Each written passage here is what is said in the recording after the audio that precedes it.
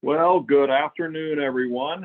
It is Wednesday. It is 12 o'clock in the Midwest Central Time, and that means it's time for another session of Wednesdays with Wayne. Thank you so much for taking time out of your day to spend a little of it with me today. I really appreciate it. We are going to dig in today to the first of four sessions on listing presentations. Probably the most important thing that you can ever do as a real estate agent is master a listing presentation, master the conversation, master a pricing model, master what value you can bring to the table for a seller so that you can be extremely confident when you get into those various conversations with people. So I'm going to help bridge that gap for you over the next four sessions. We're going to talk the dialogue of the presentation today. Then in the next session, we will talk a pricing strategy that I'll unveil to you that we know plays really well, and we'll give you some ideas on that. The third session will be about unique selling propositions and how to present those. We'll go through some unique selling propositions today.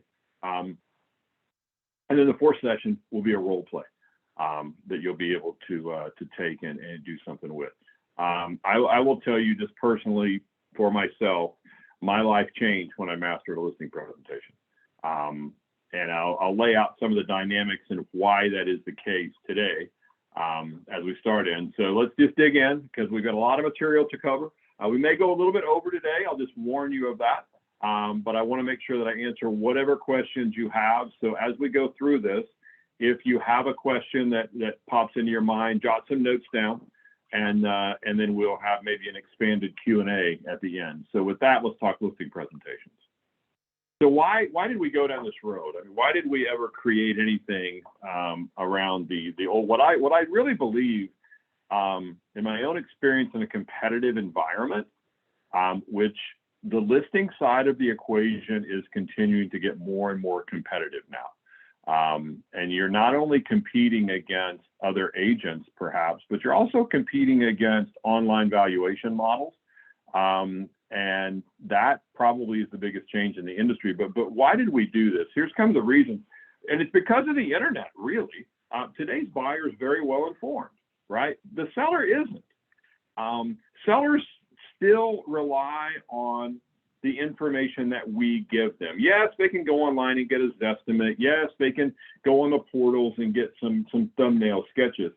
But what we have to master is the skill of really slowing down and explaining to them the why behind the what, right? The what being what your house is worth. We have to be masters of why the house is worth what it's worth.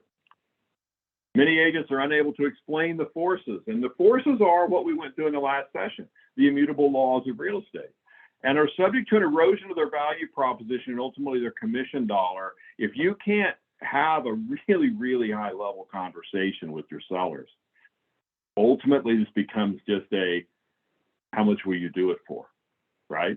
And again, this is the play that we saw in the overheated market of 2021. We saw commission rates start to tumble as agents were just like, well, I'll list it for this because I won't be out there more than a couple of days and I'll have multiple offers. Well, obviously, we're not in that marketplace as we sit here today. Agent value is no longer information, but it's rather interpretation of the information that the client already has, right? Because the first move now that I'm seeing nationally is the first move is an online move. It's not just in real estate, it's in pretty well everything we do as consumers today. Our first move is online.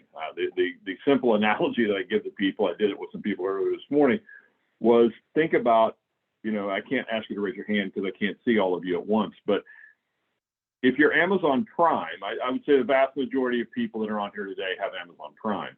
And if you really think about Amazon Prime, for a lot of us now, it isn't an option for purchasing things. It is the first place that we go. And that is a consumer shift in our behavior. And that is filtering its way into real estate, meaning the first place people go is online. And then they are routed to an agent from the first online experience. That's why past client systems, which we will be talking about in the next few weeks, are such a big deal. But for the purposes of today, agent value is no longer information, but rather interpreting the information that the people already have. Because we don't control the information, you got to control the inventory, right? You've got to, if you want a great life as a realtor, let's just be honest, you have a ton of listings. You control the listing inventory. And in fact, if you're not controlling some level of inventory, your business is really subservient to the agents who are controlling the listing inventory. You don't have anything to sell your buyers until they go out and list something. Third-party companies are seeking to control the seller side of the transaction, putting themselves between you and the consumer. Quite honestly, if I'm being frank about it, they've accomplished it to a great degree on the buyer side. The first move a buyer makes is to go online, whether it's the Zillows, the Trulias, the OpCities, the HomeLights, we consider to name them all. That's the first move buyers are taking. Sellers are not taking that move as of yet, but trust me when I say that all of these companies ultimately understand that the seller side of the equation is the side we have to be on. So we got to put a little wall up here. Now, how can we do that? We put a wall up with the conversations that we have. That real estate is still a nose-to-nose, chin-to-chin, face-to-face, voice-to-voice industry. And we have to make sure that our conversations that we're having with people are spot on and stellar and awesome. And that's what I want to give you a framework for in these sessions, is the framework of a fabulous conversation with someone. Being professional and providing strategy is always important, but it doesn't always matter. And the cold reality is it didn't matter in 2021 or the first half of 2022. But it matters now. Being professional and being able to sit down with your client and explain, hey, here's what your house is worth. Here's the strategies that we're going to be using to sell your house. The rules of the game are, here's what your house is worth. The strategies are the way we're going to try to maximize the money that we can get you for your house. So it's always important, but in the iteration of the market that we've come out of, it didn't matter. It has mattered for the last 6 months, and it will continue to matter for the next 18 to 24 months at a minimum. Here's some issues currently shaping the market. The 9-year market run we've been on has slowed, but now it appears to be restarting, doesn't it? And this may not be a nationwide phenomenon. I was talking to people in Florida this morning. It doesn't appear to be happening there. But in a lot of marketplaces in the country, we're seeing, I had 2 different clients this week tell me that they listed houses and had double-digit offers on the property. So here's kind of what we have going on, it appears right now. We do have more listing inventory sitting on the market, long market times. But then we have other properties that are hitting the market, they're selling with multiple offers, very short market times yet again, okay? It appears that buyers are now starting to come back into the marketplace. They're starting to fish around a little bit because now the narrative from the media has changed, and it looks like maybe the Fed's not going to make any more moves. They're not going to raise rates. And then ultimately, maybe it looks like in the 3rd to 4th quarter, as we had Bo and Belmer on a few weeks ago for you guys, it looks like toward the tail of the year, rates may start to fall. Now, what I'm going to tell you right now, this is just something you need to factor in.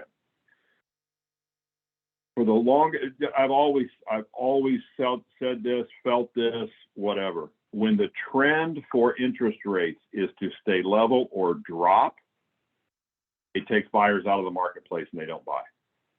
Okay, because what they're doing is they're trying to wait out the bottom of that interest rate. Okay, so when the trend is that rates are going to be falling, people will start looking right now, but they won't necessarily pull the trigger. The best real estate market for us, honestly, is when there's a threat of a little uptick in rates. Now, what happened to us this last time was rates just went up so darn fast that it took everybody out of the market. It took the buyers out of the market that couldn't participate in the market with all the cash that was in it. Now they're starting to come back in with the promise that rates are going to fall. But be prepared for this with your buyers on the buy side. And we're going to do some buyer presentation work after we get done with the listing presentation side.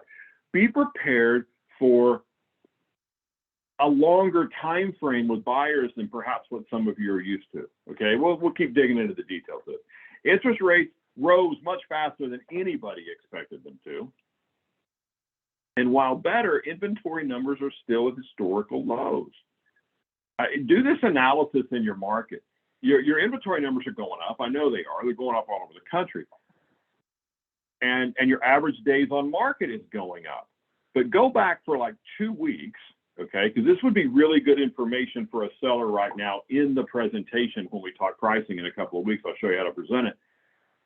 An analysis of not necessarily the total listing inventory that's out there and the total, the average days on market, but look at the pendings and what's the average day on market for the properties that actually went under contract. And I think what you'll see is this huge disparity between the average days on market and the ones that are actually selling. The ones that are selling seem to be hitting the market, bam, multiple offers, here we go. The number of showings are dropping. The values are not. The values are still increasing. That's because of the lack of inventory. Sellers kind of have a 2021 mentality, right? When they're jumping in, they're like, well, you know, I might have missed the very, very peak of this, but I know my house is still worth a lot of money. And then you got buyers going, I'm a buyer now, and I'm going to go cut me a deal. You're going to see more and more of this, right? If I'm going to buy one right now, I'm still in the market. So they have a 2008 to 9 mentality. And if you weren't in the business in 2008 and 9, that's when buyers had all of the control and they were just going around making low offers. Both parties will tend to overplay their hand in this deal, okay? Bringing emotion to the table for the other party. This is where we have to be very, very calm and really deal with the facts of the situation. As a general rule, agents quit running CMAs for the last 2 years. They just said, well, let's just roll it out there and see what happens. That led to overpricing a property. Now we're seeing a surge in price reductions, but a lot of them are like penny ante price reductions. I mean, you're going from like 250 to 247.5. Not enough of a move to drive any new traffic to the property. And we are seeing increased market times, but only for those properties that were overpriced and were in substandard condition. So a lot of the old rules are starting to come back, and we've got to be willing and able to have that conversation with the seller in the presentation, not 30 days after we listed it. Sellers are still in control of this transaction because of the inventory numbers, but buyers now have what I call time leverage. They have time to think about it now. They have time to sleep on it, pray about it, bring their family members into the equation, whatever. They have the leverage of time is on their side. They don't have to make the snap decision. All right, that's going to elongate market times. That's or not market times. It's going to elongate transactional decision times, if you will. Okay, just be prepared for this. Don't get frustrated with today's buyer because they're not walking in and going, "I'll take it." They don't have to do that anymore, right? Setting and managing proper seller expectations has never been more important. Being able to explain to a seller, here's where we are, here's what it means, and why, is crucial in today's market. The basic premise that I always have operated with, and I would like for you to operate with, and perhaps you take this particular graphic and you put this in your listing presentation. Every listing is in one of three positions, always, okay? So at the top of the scale here, we have that market value is at an amount, right? That would be right here, market value. And the asking price is actually above what it's worth. Then we have where market value and the asking prices are in alignment with each other. And then we sometimes see a marketplace, as we did 2007, 8, 9, 10, where the asking price of a property actually had to be below what it was really worth because there was such a flood of inventory. We obviously don't have that now. So in 2021, what we were able to do actually was price property more based on what was on the market now, not historical sales. So that the presentations became more heavily skewed to current inventory. Now we're in the opposite direction. market value and asking price have to be in alignment with each other. So now we're going to start leaning more on historical sales. Here's what people have been willing to pay. We haven't seen it drop yet, but what we have seen happen is if we price up here at 2021 levels like this, well, I think it's worth this, but I can't tell you you're wrong, so let's throw it out there and see what happens. It's just going to lead to market times because these properties right here, they're the ones that are going to be selling. We are still not in this market, and I don't see us getting into this market. There's a theory out there among people who don't study this stuff a lot that we're in a bubble, that it's going to crash. Well, if it crashes, you'll have this lower dynamic. Right now, we're just right here. We got to make sure that we're pricing everything properly. So the basic question of today is the listings that you currently have, where are they? Where are they on this spectrum? Every listing is somewhere on this spectrum. And these are some of the concepts that I want to show you some dialogue over the next few weeks to be able to talk with your sellers about. And then if you have a listing right now and you know it's overpriced, I mean, you know it is. You've analyzed the market, you know it's too high, whatever. For a lot of agents, but they're afraid to call their seller and really talk to them seriously about the situation. Personally, I think you have a duty to talk to those people. I think you have a duty to share with them your knowledge, to share with them really where the marketplace really is, and ask the question of them, do you still want to play? Here's what your house is worth. Do you still want to play? And if you don't, I completely understand, because selling your house is a huge interruption of your life. People are traipsing through it all the time, right? You have to clean it. You have to get ready for showings, take the dogs out with you, whatever. Why would we try this if we weren't going to be successful? So I would tell you that if you know you have a listing right now that's overpriced, and maybe this is part of the Q&A, if you want to ask me later, how do you go back to those sellers? I'll show you some strategies. So the rules of listing property, not very many of them. Rule number one is it's not about you. And what I mean by that is it's really not about your track record a whole lot. That will help get you in the door. But it's not about your current situation or whether you need a listing or whether you don't need a listing, right?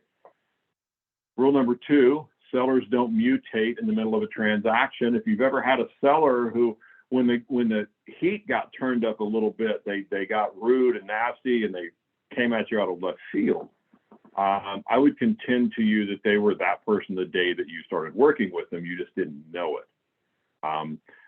People's core behavior will come out when the heat gets turned up. Rule number three, sellers have selective hearing and selective memory. They do not hear everything that we tell them in the listing presentation, and they certainly don't remember it. So there's some documentation rules that have to be put in place in your presentation and then in the follow-up post-listing. Number four, I believe, and I know we have differing opinions on this, but I will tell you, I believe that listing a property is a two-step process. It is a two-visit process. As you've heard me say before, I changed my life calling expired listings. And I learned very, very quickly that in a competitive environment, which that's what the expired world tended to be, two steps would beat one step. If you got the phone call about possibly listing a house and you went out and you'd already run your CMA and you told them what their house was worth, having never been in it before or having looked at pictures online, if I went out and I had them show me through the house and I asked them a series of questions while we were there and before we went out, and then I went back and did my homework, and then the second step would be to sit down with them about their house, I'll beat you. Just from a process standpoint, if I could get up against, and it's this way to this day, if I can go up against an agent that's doing a one-step process, the simple fact that you're going twice will help you in a competitive environment. And rule number five, listing property is more competitive than it's ever been. As I said earlier, you're competing against online strategies and everything else under the sun. Why do you want to be a listing agent? It's really pretty simple. It's just leverage. There is no more leverage. There is not a greater leverage point in the real estate business than to be a great listing agent. And there's never been an effective long-term buy-side model in real estate.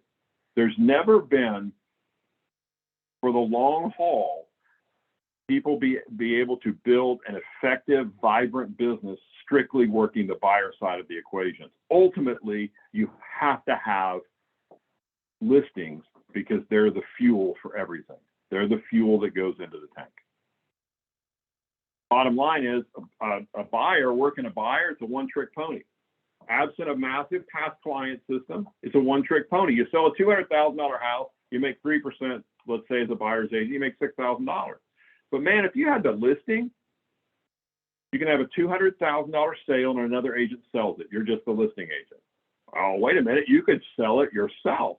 That's another $200,000 sale if you have the ability to double end it.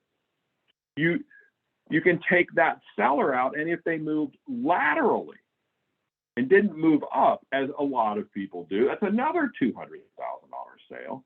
And if our marketing is proper, we ought to be able to pick up a cross sale minimum for every listing that we take. Well, all of a sudden that's $800,000 worth of volume at 3%, that's 24 grand. Listings are leverage. Wayne, we have The a truth question. is, if you want, Oh, yes, we have a question coming through that says, I've shared Okay. everything with the seller on pricing and they still want to price it high. They're okay with dropping it after 2 weeks, even when I explain to them that they'll most likely get offers lower than that if we price it right. Than if we price it right, excuse me. What do you say when they're persistent on pricing high just to see?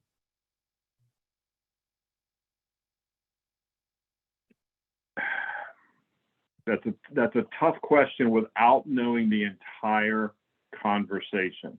What it sounds like happened was they didn't agree with the price that you gave them, or did they? I mean, I guess now we'll get into this. Did they agree with the price that you gave them? I guess I have to ask a question back. Ashley, if you'd like to raise your hand, we'd be happy to give you permission to speak if you'd like to elaborate. Okay, 1 second. All right, you can go ahead and unmute yourself. Hi, Ashley. Oh, we can't hear You there? you. You might be muted. Oh, now you're unmuted. Ashley? We can't hear you.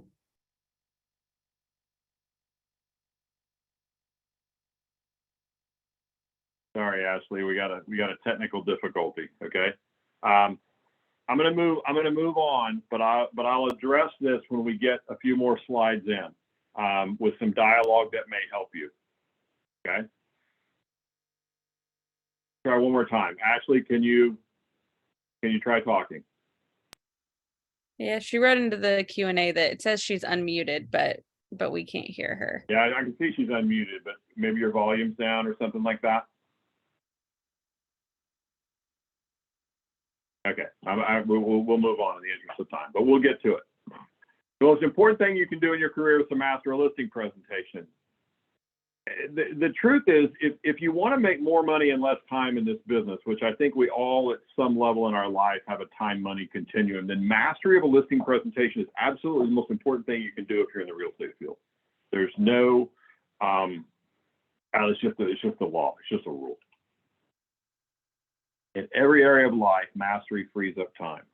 If you want more control of your time, if you want to make more money in less time, mastery is what's going to get you there, because you don't have to have as many at-bats if you've mastered something. Okay? If you're pretty good at a listing presentation and you list the house 30% of the time, well then obviously you're going to have to go on more listing presentations to get the same number of listings as the person who lists the house 80% of the time. Mastery is what's going to get us there. Let's talk unique selling propositions for a second.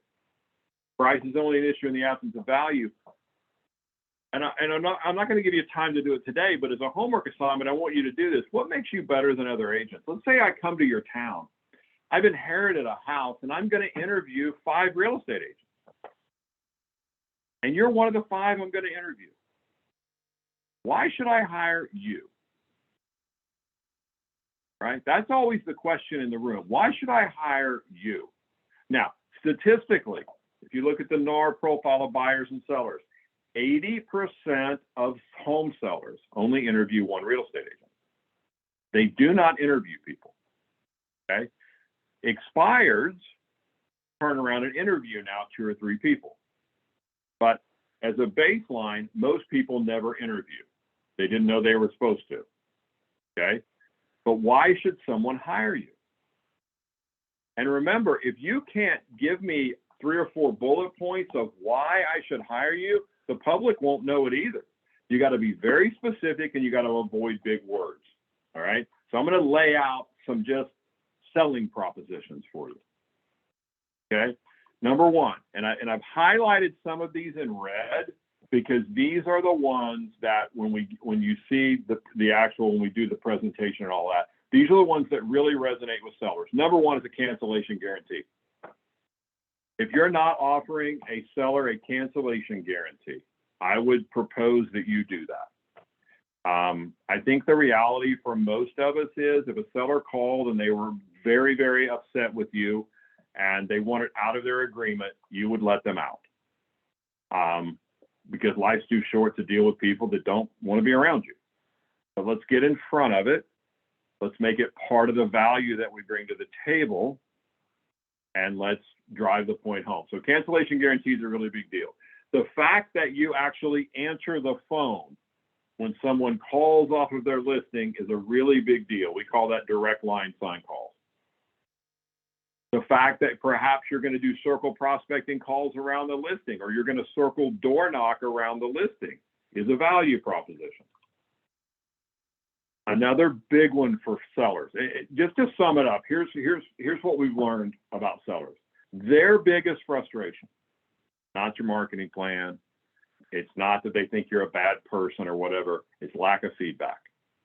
So your processes and your protocols should all be around constant communication back and forth with the seller.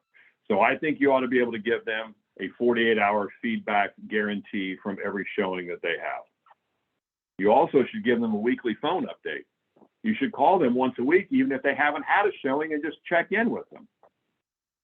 You should also give them every 2 weeks a market report that shows how they stack up in relation to the other listings that are out there that they're competing against. The bottom line is, it is impossible to over communicate with a seller. It is, as a broker, and the brokers that are on here, I think you would agree with this. You've never had a seller call and say, that agent of mine is just, they're contacting me too often and telling me what's going on. They're letting me know the feedback from every showing. They're calling me on a regular basis. That's not what we hear. We hear, hey, I listed my house with one of your agents. I haven't heard from him in months. I want out. You can't over communicate to a seller. Perhaps a reverse prospecting system. What I mean by that is, if you already have a pool of buyers, we'll run that listing against that pool of buyers that we have, and perhaps we'll find a match, right? Every MLS has some sort of reverse prospecting system. The fact that you're Zillow Premier could be a value proposition. The fact that you're an individual agent, and when I call, I'm going to get you, the value proposition. The fact that you're a team, and when I call, I'm going to get a team of people. Hey, guess what? That's a value proposition. Doesn't matter which side of the equation you're on. It matters how you present it to people. Your social media marketing could very well be a really nice value proposition. The fact that you use a professional stager, that used to be a huge value proposition. Now it's becoming almost industry standard. I will guarantee a professional photography is no longer a value proposition. That just brings you up to speed with what I expect as a seller. If you're still taking pictures of your listings with like your cell phone as you walk through, you're behind the 8 ball. Just listed postcards. I would love to see this come back at scale for some people, to where you're getting the neighborhood working for us to help sell the house. Marry that with some circle prospecting calls or some door knocking, and watch not only your presence in a neighborhood increase, but also your ability to have some real value that the other agents are not doing. Past client and sphere marketing. The fact that one of the first places I'm going to go is I'm going to reach out to all of my past clients in my sphere and see if they know of someone that might be interested in purchasing my new listing. It also gives you a touch for your past client in your sphere. It creates a little leverage point with those people. The open house process. A lot of people hold open houses. What do you do in an open house that's special? I will tell you, I have a good friend that does this. Mailing to the move up neighborhood. I'm going to go out and try to invite who we think is going to be the buyer to your house. We're going to go invite them and see if we can get them to come into the process. A top 100 marketing list. Your house hits the multi-list one day, one time, and agents see it that day. And then after that, on day 2, it is in exactly the same bundle as those people who have had their houses on the market for 6 months. So what if we went back out and we remarketed the house a week or so afterwards to the top 100 agents in the market? And the pitch is, as long as we get it in the top agent's hands, everybody else finds out about it. It's like trickle-down economics. Your ability to explain the process of selling your house at a high level is a huge value proposition. Your market knowledge is massive. Your listing conversation dialogue is what sews all this together. The reality is USPs will get you in the door. The dialogue will get you the deal. We are still in a nose-to-nose, chin-to-chin, face-to-face, voice-to-voice industry. Your ability to sit down with someone, care about them, care about their home, care about where they are in their lives, their process, what they're trying to accomplish, and show actual strategies to help them get there, that's how you become a great listing agent. So the order of things, here's what we're going to talk about today. It's a lot, and I know it's a lot, and I apologize for it being a lot. Pre-listing phone conversation, the pre-listing appointment, confirming the appointment, experiences, 1 of 3 things. That's the actual dialogue, win, lose, and mutual expectations. Session 2, we're going to talk about the CMA. Session 3, we're going to talk a marketing plan, and we're going to show you how to explain some of these USPs that you might drop in. And then session 4 is where we're going to actually do a live role play. Step 1, let's talk the pre-listing. Your initial phone conversation with a seller may do more to set you apart than anything else you could ever do. And I would say this, guys, in today's environment, because of the loudness of online, your initial conversations with people, be they buyers, sellers, whatever, is crucial. This thing's been flipped on its head in the last 5 to 7 years, where we used to use a model as realtors that we would garner some pieces of information and we would drip on you over time. If you remember, we always used to talk about incubation times with leads, right? The people had to incubate. That's gone. If you don't knock my socks off when I first talk to you, I'll move on to somebody else. I got plenty of options at the ready, and they're right there in my phone. I just got to scroll to the next person. I believe the key to having great initial conversations with people is all about questionnaires. I think you have to have a pre-listing questionnaire with you at all times. And I think you have to have a buyer questionnaire with you at all times, so that when you get one of those calls, you can have a high-level conversation with someone. Look, there's 2 big issues in business: lead generation and lead conversion. And we talk so much about lead gen, right? You can buy sponsored Facebook posts, you can do this, you can do that. The real issue is, can you convert leads? Can you have a great conversation with someone? So until the dialogue is completely rote and you have it in your head, use a questionnaire. It's nothing more than talking points. It allows you to handle the phone call professionally and confidently. You don't have to ask these things in any particular order, but make sure that you get it filled out either on the phone, or I'll show you in a second how we complete it when we're at the listing presentation. But we're trying to avoid dead air. And I do a lot of work with some of my clients on Zillow calls and online lead gen and things like that.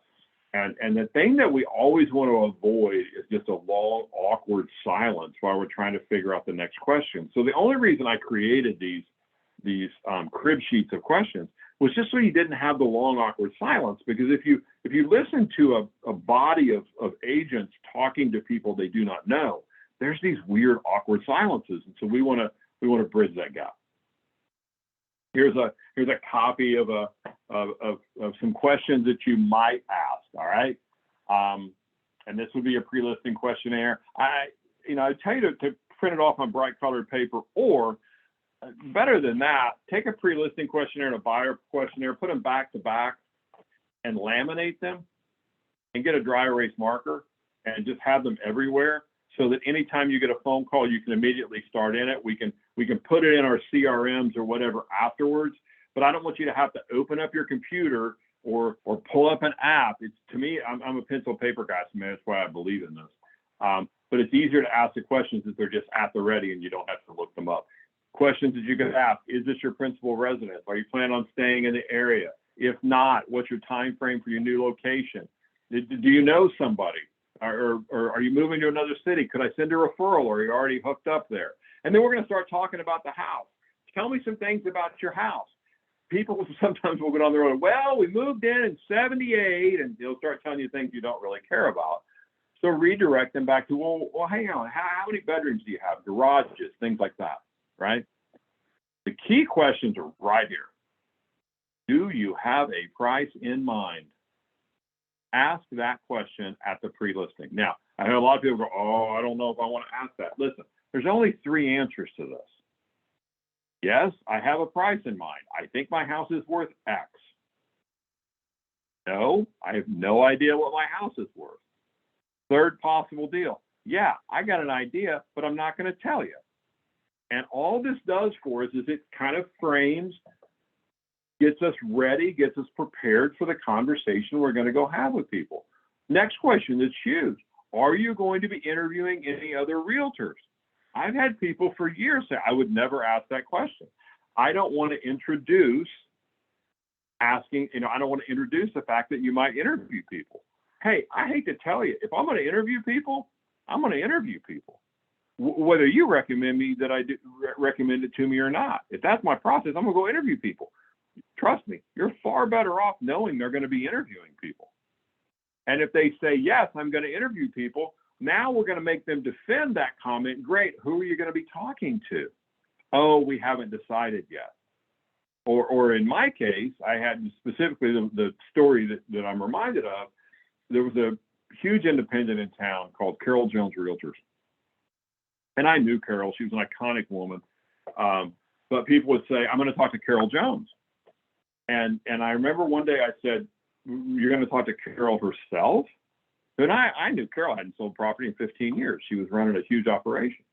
And they go, well no, not Carol. I said, well, great. There's great agents over there. Who are you going to talk to? And I knew right then that what they were going to do was call the office and they were going to get a floor agent. My confidence went up. Do not be afraid to ask these questions. They help set the stage for this great conversation. You also want to ask, how'd you hear about me? Because if it was a referral, we want to make sure we reach out to that referral source and give them a thank you. If it was from social media, we want to be tracking things, guys. We want to figure out what's working and what's not. Where are we spending our money, right? And then I want you to go ahead and set 2 appointments for the very first phone call. I'd like to set our first appointment. It'll only take 10 or 15 minutes just for me to come by and take a quick look at your house. What would be a good time for us to do that? And you want to try to do that as quickly as you can. And then great. Now if we could go ahead and set a time to go over the marketing analysis and pricing and everything that it takes, when's the time to do that? And I want you to build in 24 hours minimum between those 2 appointments. I want you to get to their house as fast as you can and then give yourself a day to do your homework. Okay? These are the key questions right here in the middle. Now, deliver the pre-listing package. Okay? So I filled out either all of that questionnaire, or in some cases, guys, you'll get into a situation where it gets awkward and it feels like it's like an inquisition where you're asking too many questions. Just back off and go for the appointment. We can finish out the questions when we get there. Okay?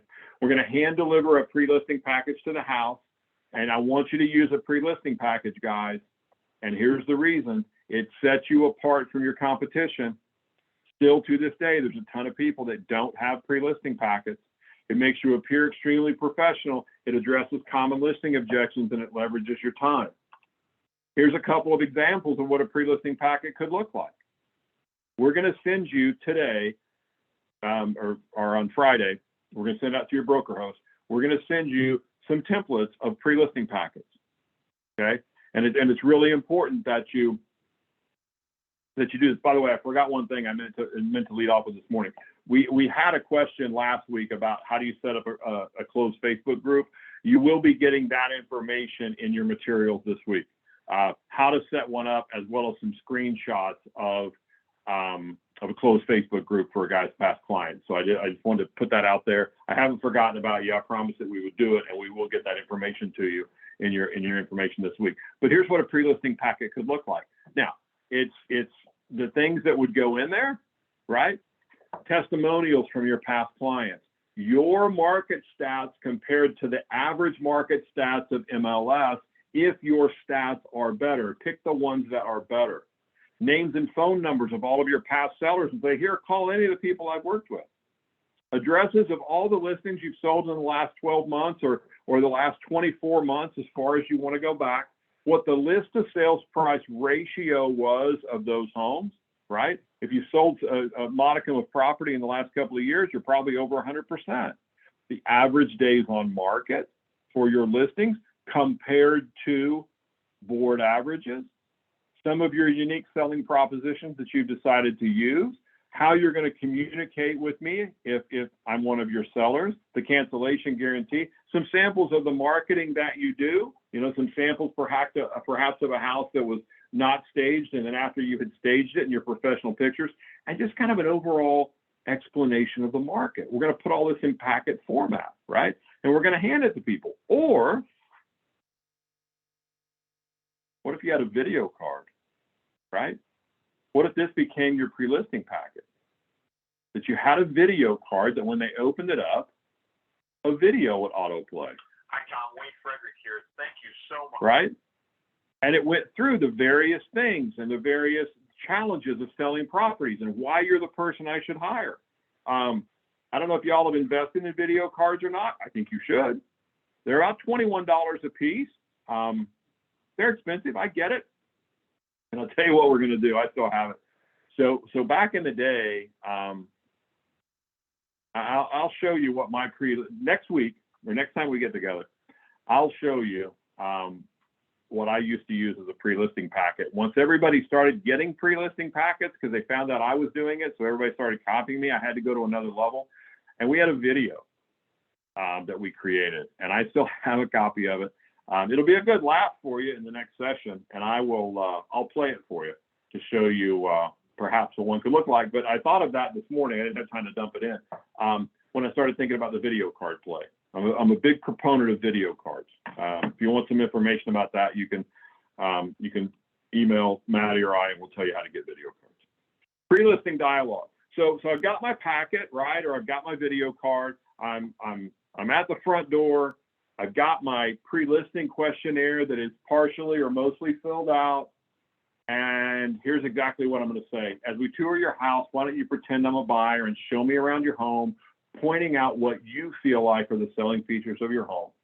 Or another way to get there, if you would, show me around your house. And by the way, tell me what made you purchase this house over the other ones you considered when you bought it. And I want you to do this even if you're the one that sold them the house.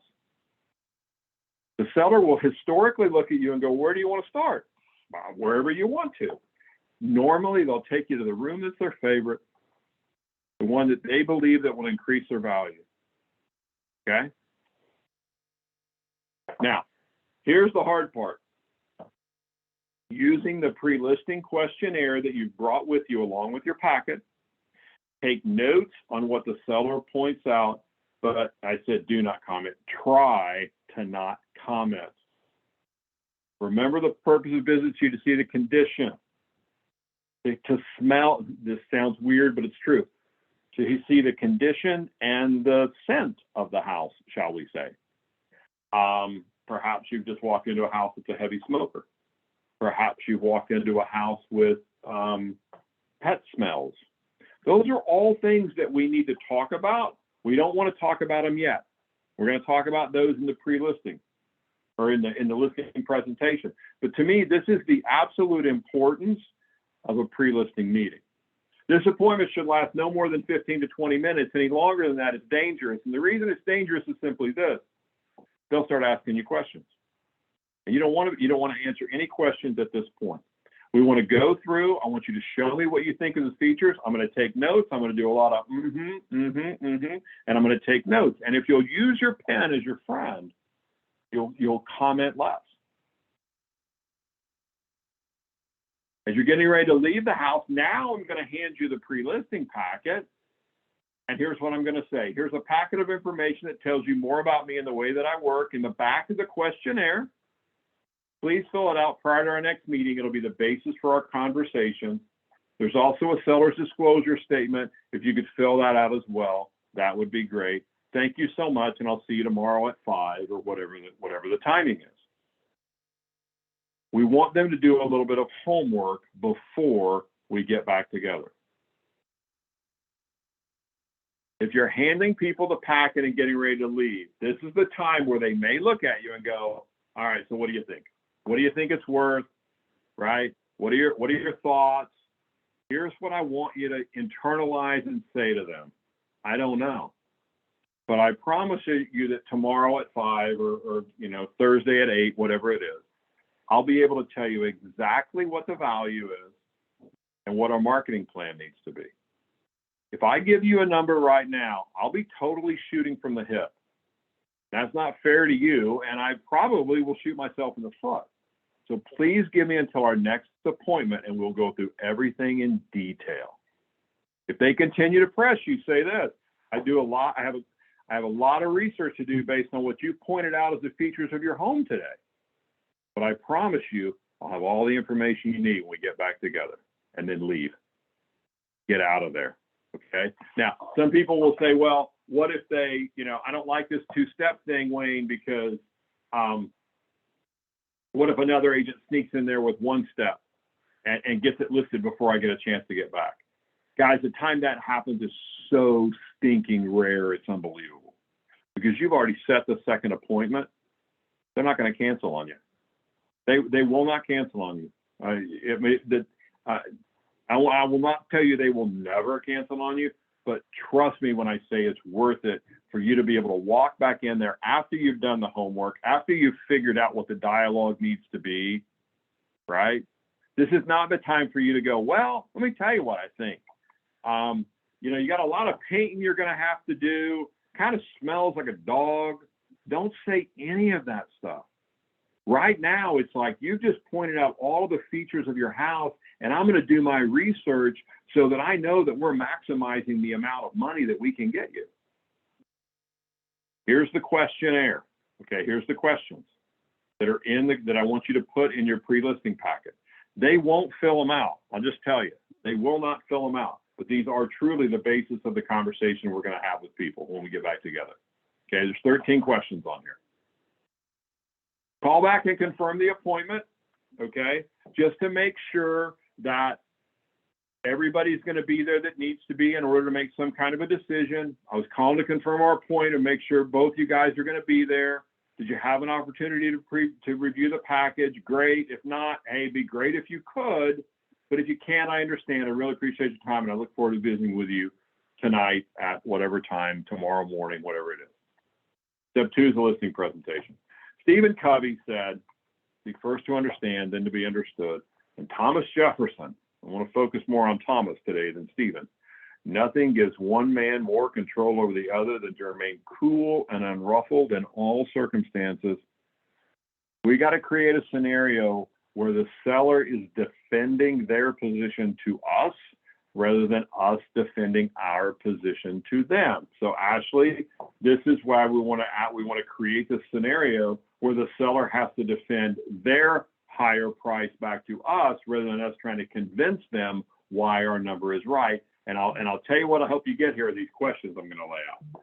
Somebody's always passionate about what it's worth. The problem is most of the time it's the seller, not the agent.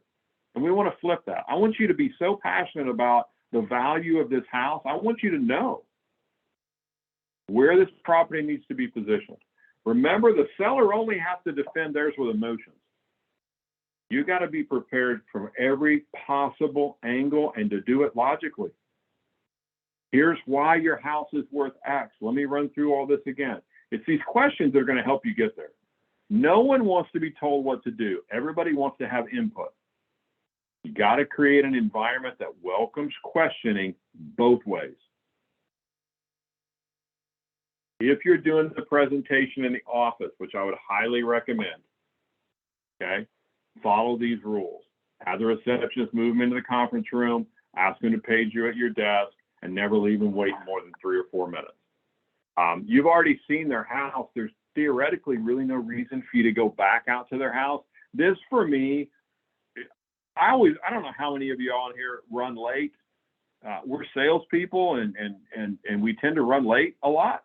Not really late, like 10, 15 minutes late. But it's kind of rude, but we do it because we're salespeople. And it goes along with the behavior style of a salesperson that we're always running a little late. I discovered I would be less late if I had them come to the office. So I wanted to try it just to see what would happen. Plus, to me, I was always looking for ways to differentiate myself to other people that you might talk to. And if everybody else went to the kitchen table, I wanted to try to figure out why I wasn't going to go to the kitchen table with you and why I needed to have you come into the office. So you might try doing some in the office and see what happens. Starting the conversation. Here we go. Here's the big questions, right? Thanks so much for giving me the chance to talk to you today, tonight, whatever it is. Thanks for giving me the opportunity. You guys got a great house. Before we get started, I'd like to ask you a couple of questions. Have you ever been through the process of selling a home before? Tell me about it. Good experience or bad? Tell me what you've gone through selling a house before. Tell me every time you sold a house. I'm going to take some notes. And if they say, well, we've never sold one before. Well, do you have any friends or family that have sold houses? What have they told you about it? Well, no, we don't know that either. Do you have any preconceived ideas about the process at all? Before we start too deeply into the process, tell me what you guys are thinking about this, right? Those are the opening questions. And here's the big 3 questions. So this time when you sell your house, now remember, they've told you all of the past experiences, right? Well, now that first house that we sold, we got X and this, that, and the other, right? Good experience or bad? Well, that one was really good. Then what about the next time? Well, the next time wasn't so good. We never heard from the agent. We got really frustrated. We had to drop the price. When you get them to start explaining their past experiences, there's a common theme to this. If you'll go down this line of questioning, there's a common theme.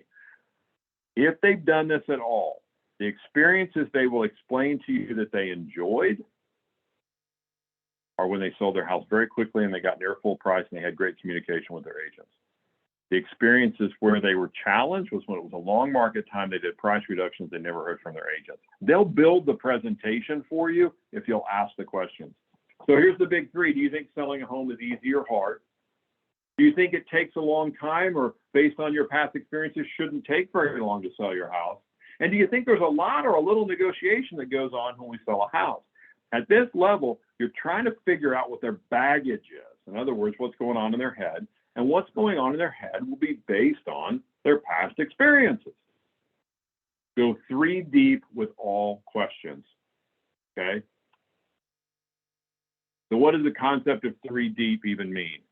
It means that any time in life and I ask you a question and you give me an answer, it's probably really not the answer. And we have to learn how to politely dig for the peeling an onion is a way to put it, right? That we're going to dig for that bigger answer. Well, I think selling homes is pretty easy. The digging deeper, the 3 deep would be, what do you think makes it easy? Talk to me about that, right? Or I had a seller one time, I think it's easy for you. And I said, well, what do you mean by that? Well, I think you guys just put a sign in the yard and you make tons of money.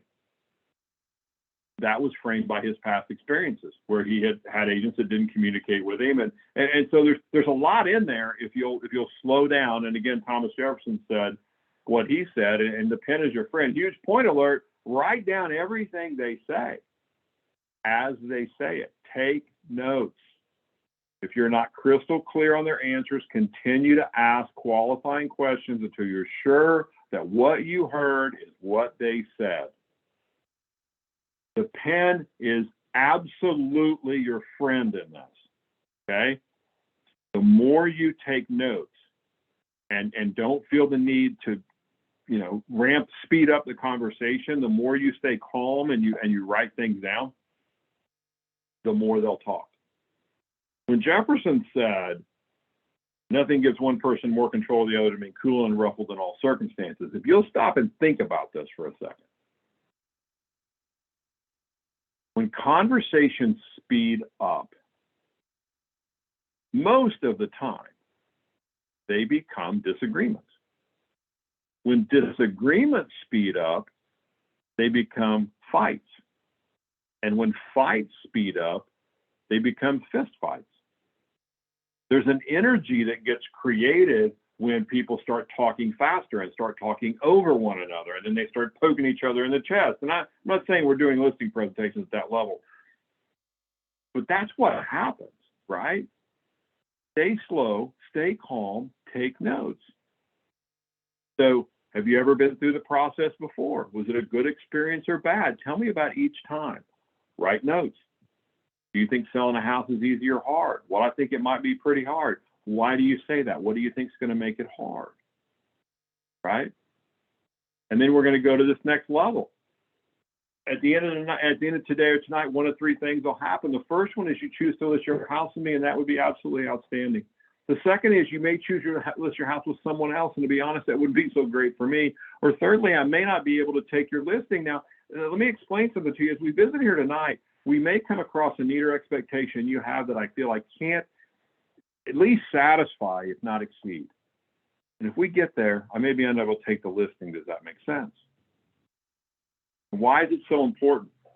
It allows you to tell the seller politely that you'll walk out of here if they're a mutant. If they're unrealistic on what this thing's worth, I'm walking. But I've said it very politely. You may have a neater expectation. Now, sometimes sellers will challenge you and go, well, like what? I don't know. I'll let you know if we get there, though. Uncovering the important issues. You got to stay totally neutral in the next little section here. And guys, obviously, this is going to take practice. This takes role playing.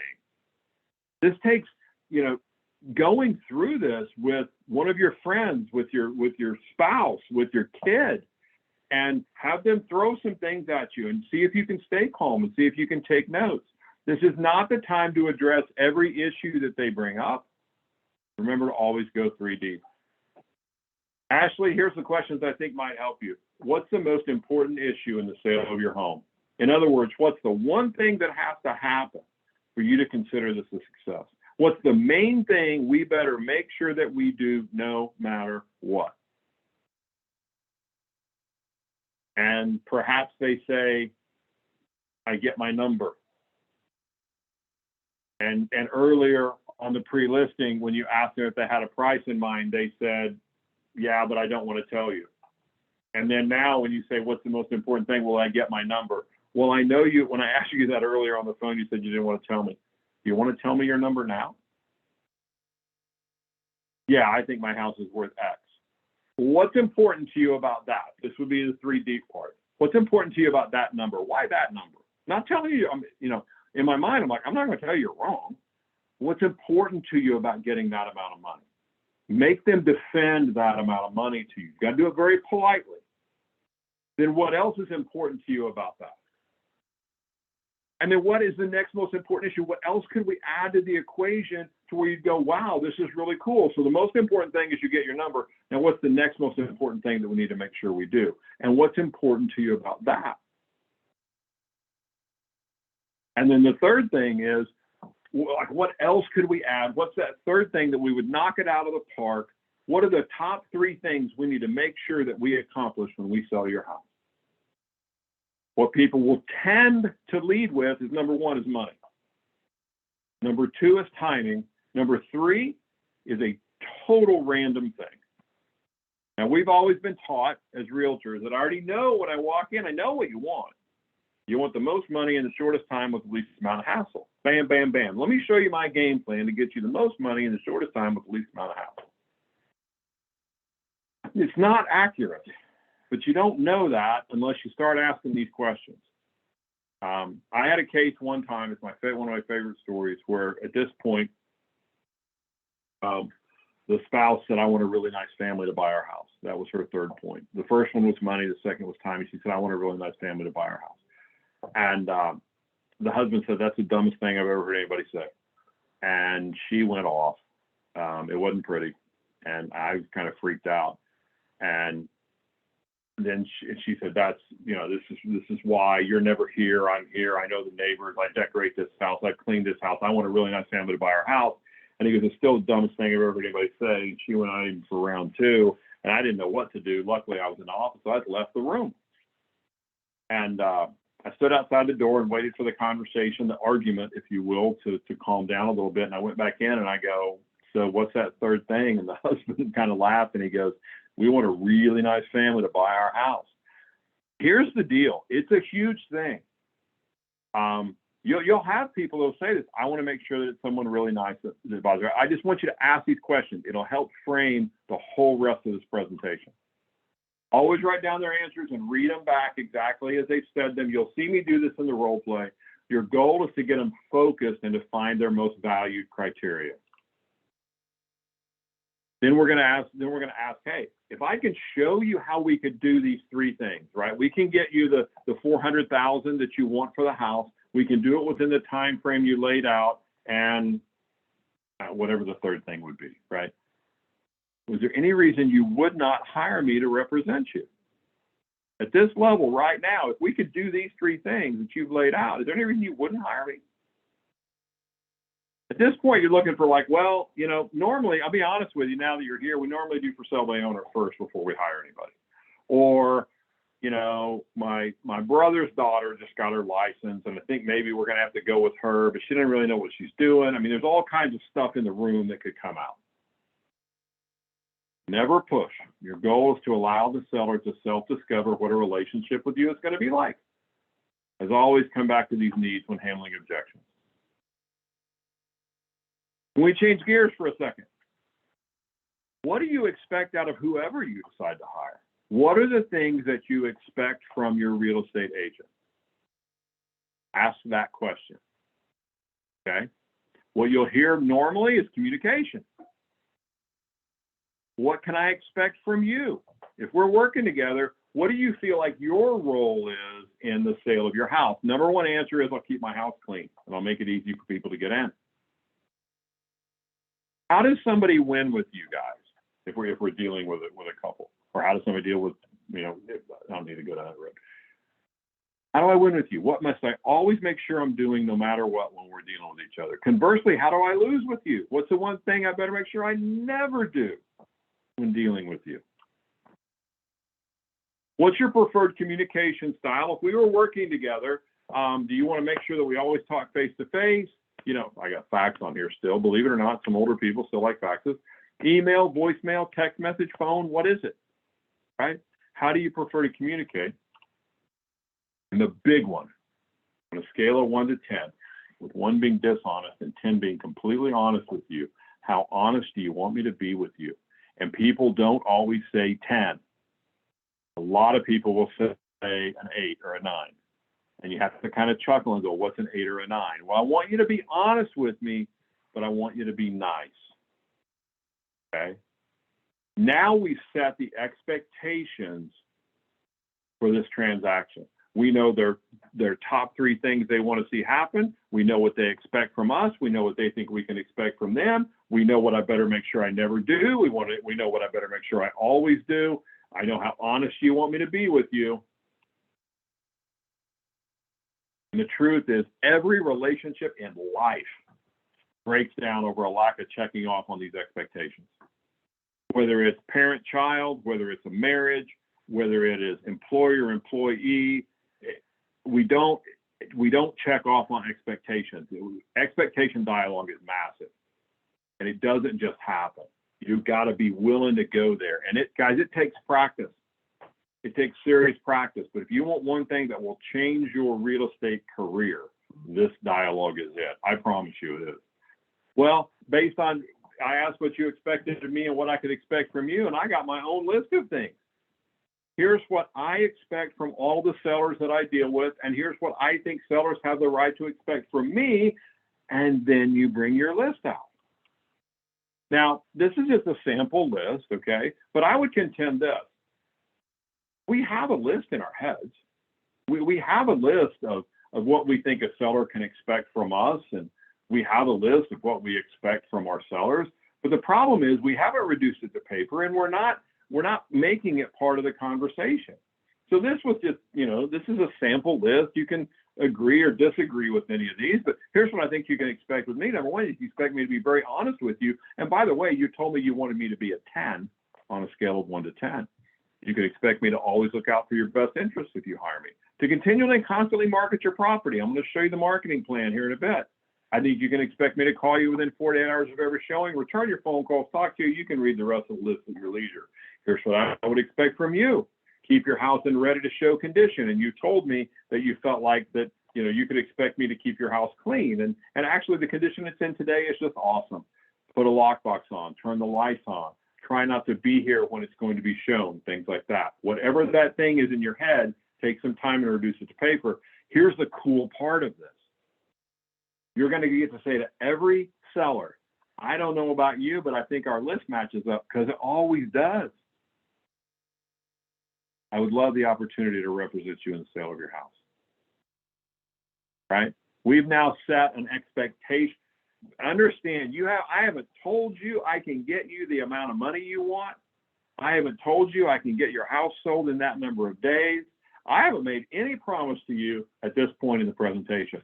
I just now have a real solid footing on how you look at this conversation and how you look at this process. And that is key to having.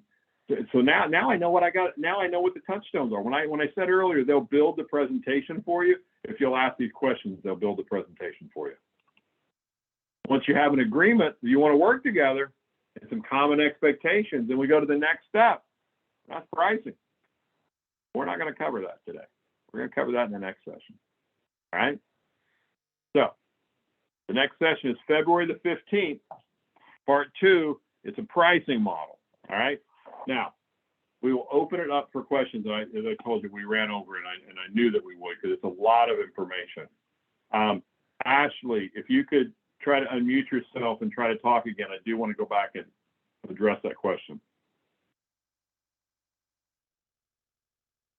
Are you there? There's something not working right. Huh. That's crazy. We cannot hear you, Ashley. I'm sorry.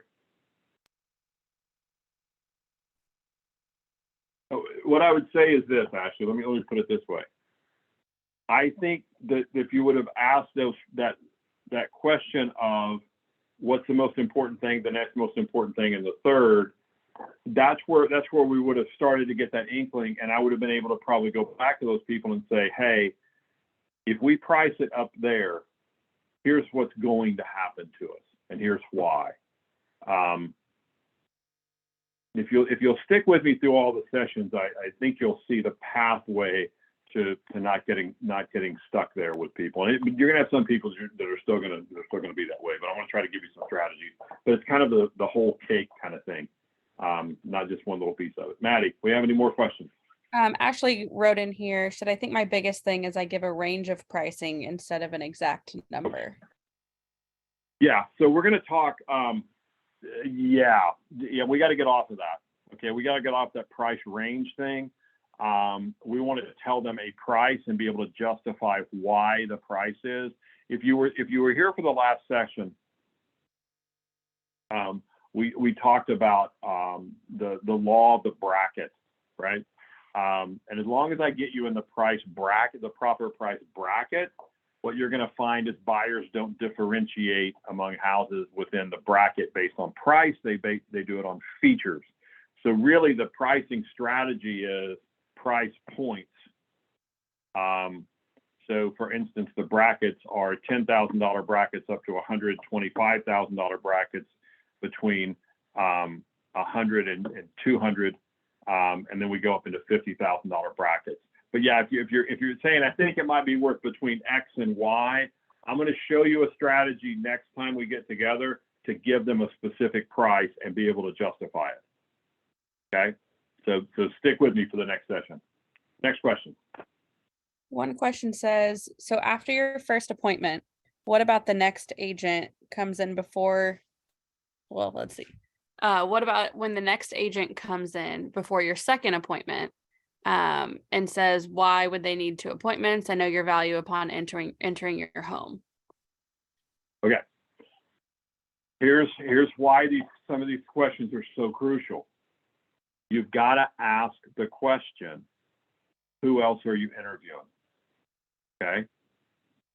And then because one of the questions that people will ask you at the door is, do you know, what do you think it's worth? Well, I've got to go do some homework. Hang on a second. The other agent that you're talking to, are they just coming out here like one time? They must be smarter than I am. I don't know how you figure out what a house is worth without walking through it with you. That will put I had a guy one time call me up and call me an SOB for saying that to a seller because he was a one-step guy. And I got the listing, but you got to know you're competing against people. And then if they press you for that and you explain to them the process, it's like, look, I really can't effectively make sure that we're putting all the right pieces in place until I've seen your house.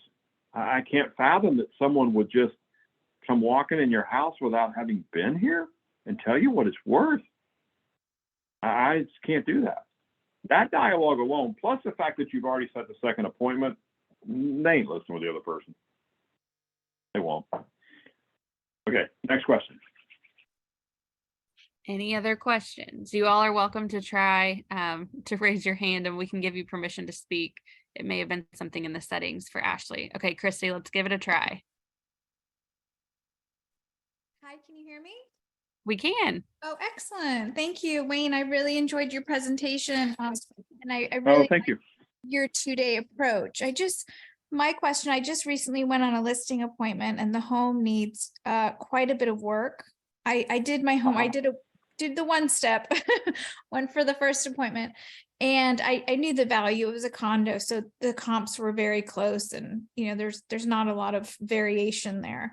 What happens if you get to the home and it needs a considerable amount of work and your price might be, let's say, $290 as is, but if they invested, some paint, few minor upgrades, you might be at $340.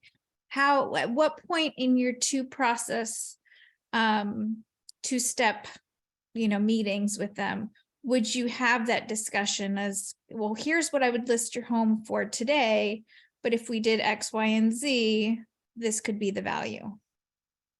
Because you have to know if they're willing to spend that money, right? Yeah, exactly. So I always feel I take the role of being a listing agent very, very seriously, right? I think we are being hired to help these people maximize their money. So to answer your first question, I'm going to have that conversation the second time. Okay, I'm not going to bring it up in the very first meeting because I want to go and I want to do some kind of an analysis and I want to do my homework and I want to be able to say, look, when I come back, when I'm in that second meeting and I'm going to say, what's the most important thing to you, right? And they say, I get my amount of money and this, that, and the other. That's when I'm going to address this and say, well, in its present condition, here's our pricing strategy. If you're willing to spend X, I think there's a return there. Okay. And then let them tell us whether it's like, well, I don't want to do that. We're used to get into this a lot, and then you're going to start seeing it come back, was like carpet allowances and stuff, right? You go in a house that's got horrible carpet. Well, it's given allowance. Well, that doesn't really work that well. We really need to go ahead and replace those carpets before. What I would always tell sellers is I'll never suggest that you do anything that I don't think there's a return in. Sometimes that return is less market time and less negotiations. But I do it in the second meeting, not the first. I'm literally there 10 or 15 minutes in that first meeting to get a feel for it and to see what I think we need to do. And then I want to come back in as the expert in meeting 2 and be able to justify anything I suggest that you might do. Does that help? Yes, thank you so much. I appreciate that. Okay. All right. Next question. All right, Kristen, you have your hand raised. If you'd like to unmute, you're welcome to ask your Can you question. hear me? We can. Can you hear Yep, me? we can hear you. All right. How much time do you spend for the? I totally agree with you in the two-part listing appointment. Although, and I always say, otherwise, I'm just like Zillow giving you a random Zestimate. That's right. But how much time do you spend prior to the first appointment looking at pricing? Like, do you have a ballpark when you walk in there? Okay, that's a great question. I always used to tell newer agents to the industry, don't look up anything because you're going to get some number in your head. And until you really have this presentation down, if you get pressure at the front door to tell them something, you'll blurt something out. And it'll never be too low. It'll always be too high. So I would say don't look anything up. Okay. I never looked anything up. I'm like, well, they come out and take a look at your house. Now I had, you know, you had a gut sense if you've been doing it long enough, just from where it was, right? And the number of bedrooms and baths. I mean, you had a gut, but my contention is don't do any research. Just go. And that way, when someone looks at you and goes, oh, come on, what do you think? You know, I don't really know. But I promise you tomorrow night when we get together, I'll be able to tell you exactly. And the strategy that we'll have to use and the things that we need to make sure happen in order to maximize your money on the sale. That's my approach. I wouldn't do any homework. I do tons of homework after I've seen it. And part of your homework too, Kristen, is not so much the information, but how you're going to present the information. Okay. So just real quick, as an example, sometimes you have to practice the dialogue to deliver something the seller doesn't really want to hear. I mean, I've always contended that to list property at a high level, you have to master the skill set of delivering distasteful information to people on a regular basis without them blaming you in normal markets. Now, we didn't have to do this for the last 3 years, right? But if there's an issue with the sale of their house, whether it's the condition or just whatever it is, we've got to bring that up in the presentation. This is why, I mean, I can go down a rabbit hole with this. The reason that sellers are so frustrated with agents not communicating with them is a lot of times the agent knows what the issue is in the listing presentation and they don't have the dialogue to bring it up. And they're afraid to bring it up. So a lot of times it's a, you know, you got to role play. You got a house that smells like cat pee. How in the world do you bring that up? You can't look at the guy and go, well, your house smells. We got to get rid of that. That'll turn them off. What's the polite way to say that? I had a situation once where they had a big, like, Marmaduke dog. And I mean, there was literally, gross as this is, there was dog slobber everywhere. And I didn't say a word to him the first time I went out. But the second time for the listing presentation, I said, hey, I need to tell you something. I said, I need to talk to you about your dog. Now, I love dogs myself, but I said, there's some things. I said, I did detect a bit of a pet odor, and that could turn some people off. So when it gets warm enough, every opportunity that you have when it's warm, number one, I think we need to get the carpets clean. And we need, you know, just need a real thorough cleaning of the house, right? And then the other thing we need to do is we need to try to lessen that pet odor as best we can. The carpet cleaning will take care of some of that, but also I would ask you to open the windows every day that it's warm, and let's try to get some airflow in here. It wouldn't bother me as a buyer, but there's some buyers out there that it might hurt us. That as opposed to looking at them and going, hey, dude, your house smells like dog. You got to clean it up. So that's how I ended up inventing the word being progressive, polite, yet aggressive. Very politely telling people the things that they need to hear in the time they need to hear them. Okay, next question. Unless Kristen has another question, since you're still on there.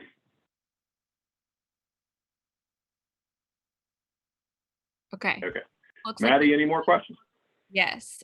James has asked, how about competing with agents who do the one-step process and come in with a high price just to get the listing?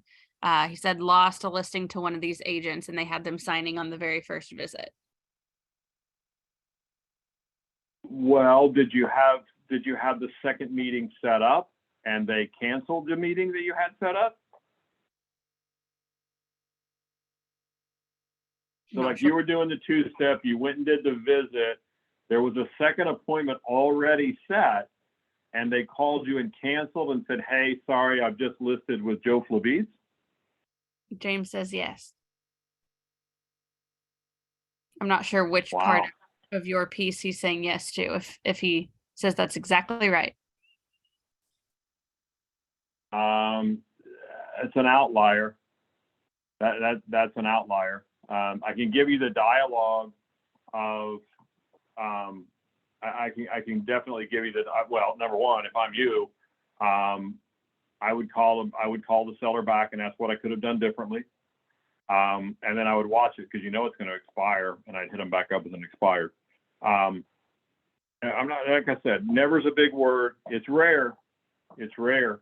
I will give you dialogue that when they're interviewing multiple people and the other agent has told them this ridiculous price, there is dialogue that basically goes down the road that says, look, you know, they've told you a price that's unattainable, but let me explain to you why they would do that. By the simple fact that an agent gets a sign in your yard, they win. They get a leverage point. They get a marketing point. So they can use your house as basically chum off the back of a fishing boat to attract buyers. That's why they'll tell you this inflated price, because they're going to use your house to get them leads, and then they're going to go sell those buyers something else. I won't do that to you. But in order to make sure that we get your house sold, right, this is where we need to price it. I can't get you that money for it, and we've gone through the CMA and you've seen why. I can't get it, and neither can they. If it was worth that, I would have told you. I wish your house was worth that. The numbers don't tell us. Sometimes you just got to let them go. Sometimes you just got to let them go. Other questions? We have one person in here saying that a similar situation happened to them because the other agent either reduced their commission or accepted a higher price that they canceled. Yeah, well, the same dialogue happens with why, well, so-and-so said they'd do it for 4%. You know what? Yeah, I won't. I mean, we can get into all that, and this is what we'll get into as we get more into the role plays. That's why agents will also take it at a lesser commission rate, is they're going to use your house as leverage for them to go do something else. I'm going to charge you what I'm going to charge you. And I can draw it out. I don't have time to do it today because we're running over, but I can draw out for you a little analysis of that might help you in those types of situations. Look, the bottom line is, you're not going to, I'll be honest with you guys, you're not going to get every listing, but I want you to stay in your process, and the percentage of listings that you get will go up dramatically, and the satisfaction of the sellers will go up dramatically as well. Any other questions? One person on here would like to know what was your market when you were selling? So I never had the luxury of selling in the really cool market y'all had a couple of years ago. I actively sold from late 90s up until mid 2000s. And as far as what the marketplace was, it was normal. Market times were, average market time was about 60 days, 65 days, something like that. Our average market time, I think, was 32 days using this dialogue.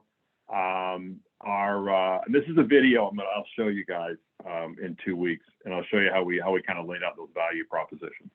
The marketplaces that I always actively sold when I was actively selling it at a high level, our marketplace is exactly like what we're in right now and heading into. Sellers who thought their houses were worth more than they were actually worth, buyers who had a hard time making a decision, a payment-driven market. It was exactly the same. I would contend that the underpinnings of our industry have not really changed. Marketing strategies have changed. There's sexier stuff now than there used to be. But buyers and sellers as human beings haven't changed. An emotional purchase. It's an emotional sale. And I think that's sometimes what we lose track of. For a seller, this is an emotional event. They're selling their home. The home that they thought was the best house they could find when they bought it. That's why they bought it. It was the best one. And we just have to position it to where it's the best one again.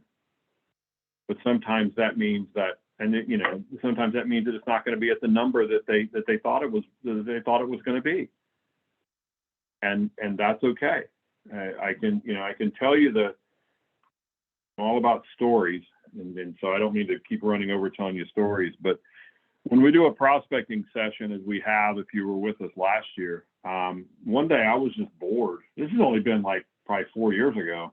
I started calling expired listings, just anything else to do. And I got a hold of this gentleman, and I went exactly through this process. I went over and I looked at the house. I dropped off a packet, and he looked at me and he said, I know my house is worth what I'm asking for it. And I said, no offense, don't take this wrong. If it was worth what you were asking, I wouldn't be standing here because it would have sold. And I said, what's the most important thing? And he, interestingly, he said to me that day, he said, I want somebody to tell me a number. All these agents keep giving me ranges. And I said, okay, let's get together tomorrow night. Bring you and your wife, come to the office, and I'll tell you. And I ran the numbers, and I did everything exactly what I'm going to propose that you guys do. And they came in my office, and I looked at them, and I started down the questions, the most important thing. And he said, I've got to get this much money for this house.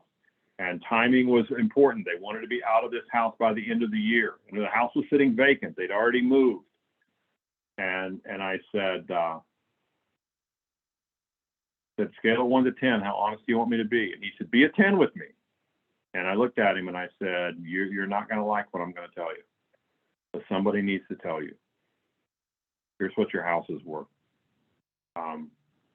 And he said, why in the world did the other agent tell me it was worth so much more? And I said, well, first off, he said, we can't sell it for that. And I said, look, I completely understand. But I told you I'd shoot straight with you, and I'm shooting straight with you. So let's talk about your other options. You want to rent it? You could rent it. And then the marketplace would catch you at some point, and then you could put it on the market. And his wife said, we wouldn't be good landlords. And I'm like, okay. I'm like, look, I know that this is not what you wanted to hear, but I think it's a shame that you're sitting here at a number that you're not going to get. And he said, why in the world would he have told me it was worth this much? And I said, no offense, but from what you told me the other day, didn't you buy one of his listings and pay cash for it? And he said, yeah. And I said, that'd be a case to be made that maybe he just wanted to get that deal done. And whatever he needed to tell you yours was worth to make you do the deal, he did it. I said, I'd hate to think that happened, but it happens. Bottom line, I got a $30,000 price reduction on the house. And I used the cancellation guarantee as a way to do it. I said, look, if I'm full of beans and you decide you don't like me, you can fire me. It's like listing your house a day at a time. You just fire me and you can go find somebody else. But for me to take this on, we'll sell it. This is what it takes. We got a bidding war, and we ended up selling it in like 2 days. You stay slow you stay in the conversation, you stay in the process, you take tons of notes, and you can't be attached to the outcome on these things. And you know, when we got all done, his wife looked at me and she goes, where have you been this whole time? Like, and I said, quite honestly, I don't do this anymore. I said, you were kind of a test for me. And she goes, well, this is the best experience we've ever had with a real estate agent. And I said, well, thank you. And she goes, well, are you going to get back in and like sell more? And I go, no, I do. I take it as I think it's a shame that sellers, as a general rule, do everything we ask them to do. They clean their houses, they take their pets out, they do pretty much everything we ask. And then their house doesn't sell. And it's because we're unwilling or unable to have the really serious, thoughtful conversation with them in the beginning. And then it's like, well, I'll get the price down later. Look, there's nothing more uncomfortable than a price reduction conversation. I'll show you the strategies in the next few weeks about how to kind of get over it. But nobody likes calling and getting a price reduction. I don't care who you are. And so delivery of information throughout the process is really key. I have a passion for sellers. I have a passion for real estate agents. I think that the level of service in an industry that we provide shamefully frames how they look at how the public looks at really great practitioners like yourselves. And I think that we have to have massively different dialogue, and we have to really slow the conversation down and really care about what happens with these people. So, sorry, that's kind of my sermon for a Wednesday afternoon. Any more questions, Maddie? I think that's it. All right, guys, as always, we appreciate you very much. We'll get the information out to you.